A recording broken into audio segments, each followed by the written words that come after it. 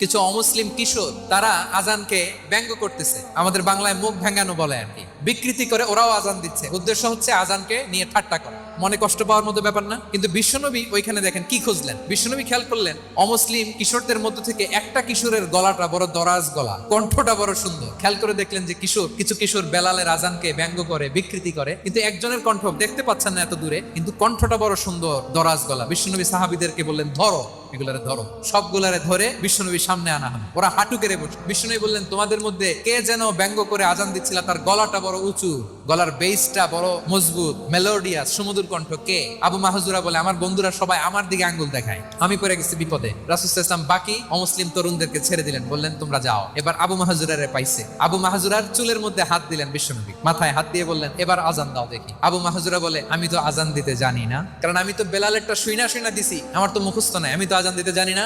বিশ্বনবী বললেন জানো না?